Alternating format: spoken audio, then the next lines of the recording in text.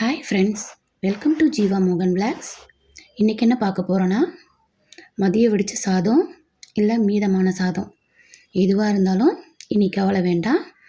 அதை ஈஸியாக பொங்கல் ஆக்கிடலாம். எப்படி செய்கிறதுன்னு பார்க்கலாம் வாங்க. ஒரு பேனில் அரை ஆழாக்களவுக்கு பைத்தம்பருப்பு சேர்த்து ஒரு 5லேருந்து 6 நிமிஷம் வறுத்துக்கலாம். பொன் வறுவலாக வரணும்னு அவசியம் கிடையாது.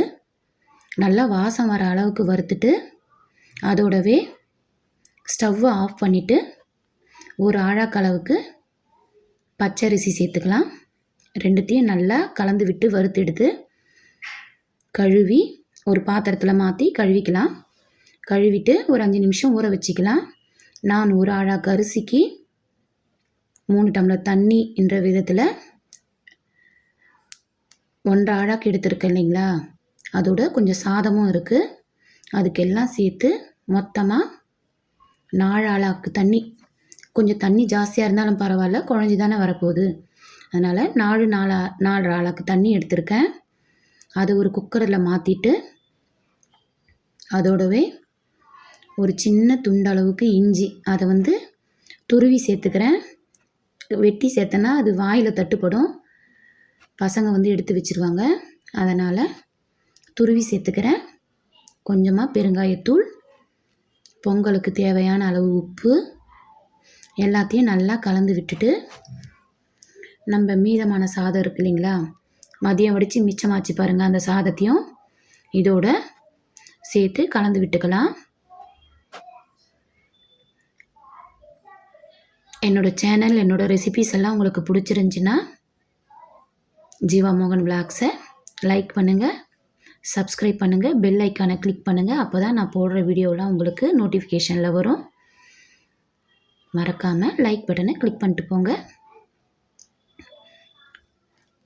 எல்லாத்தையும் நல்லா கலந்து விட்டு ஒரு டீஸ்பூன் அளவுக்கு இப்போவே நெய் சேர்த்துக்குங்க. நெய்யோடு சேர்ந்து வேகும்போது தான் அந்த பொங்கலோட மனம் நல்லாயிருக்கும்.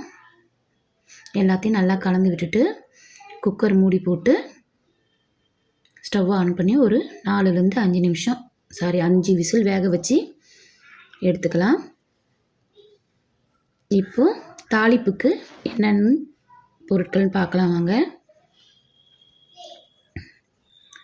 ஒரு பச்சை மிளகாய், ஒரு கொத்து கருவேப்பிலை நிறைய சேர்த்துக்குங்க, அப்போ தான் பொங்கலோட வாசம் நல்லாயிருக்கும். ஒரு டீஸ்பூன் அளவுக்கு சீரகம், அதோடவே ஒரு டீஸ்பூன் அளவுக்கு மிளகு. நான் மிளகை இடிக்கல்லில் போட்டு தட்டி வச்சுருக்கேன். 1-2 தட்டி வச்சுருக்கேன். முழுசாக போட்டால் பசங்க எல்லாத்தையும் எடுத்து வச்சிடுறாங்க. அதனால் நான் எப்பவும் இதே மாதிரி தான் சேர்த்துவேன், தட்டி தான் சேர்த்துவேன். ஒரு டேஸ்டெல்லாம் எதுவும் மாறாது, நல்லாயிருக்கும். இப்போ பாருங்கள், நல்லா வந்துடுச்சு. சாதமும் அரிசியும் எல்லாம் ஒன்றா சேர்ந்து வெந்திருக்கு. இப்போது இந்த பொங்கலுக்கு தேவையான தாளிப்பு கொடுத்துடலாம். நான் ஒரு பேனில் ஒரு 50 கிராம் அளவுக்கு எண்ணெய் சேர்த்துருக்கேன். பொங்கலுக்கு கொஞ்சம் எண்ணெய் ஜாஸ்தியாக இருந்தால் நல்லாயிருக்கும். அதுக்காக ரொம்ப எண்ணெய் வேண்டாம், ஒரு 50 கிராம் அளவுக்கு சேர்த்துக்கலாம்.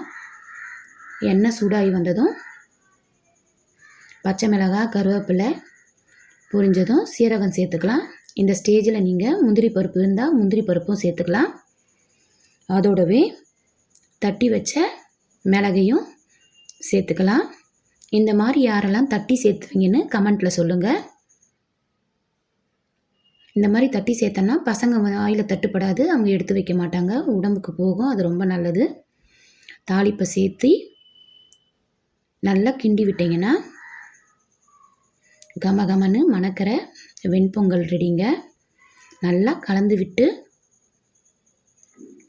கடைசியாக ஒரு 1/4 டீஸ்பூன் அளவுக்கு நெய் சேர்த்து இறக்குனீங்கன்னா மதியம் மிச்சமான சாதம் எங்கன்னு தேடுற அளவுக்கு இந்த பொங்கல் டேஸ்ட்டாக இருக்குங்க. ட்ரை பண்ணி பாருங்கள். ட்ரை பண்ணி பார்க்குறவங்க கமெண்ட்டில் சொல்லுங்கள். மறக்காமல் ஜீவா மோகன் விளாக்ஸை சப்ஸ்கிரைப் பண்ணி வச்சுக்கோங்க. இந்த மாதிரி ரெசிபிஸ்லாம் உங்களுக்கு நோட்டிஃபிகேஷனில் வரும். லைக் பண்ணுங்கள், கமெண்ட் பண்ணுங்கள், ஷேர் பண்ணுங்கள். நாங்கள் அன்றைக்கி நைட் டின்னரை பொங்கலோடு முடித்தோங்க. மதியம் வச்ச சாம்பார் அதோடவே கொஞ்சமாக சட்னி அரைச்சி எங்களோட டின்னர் முடித்தோம். பிடிச்சிருந்தா லைக் பண்ணுங்கள், ஷேர் பண்ணுங்கள். தேங்க்ஸ் ஃபார் வாட்சிங்.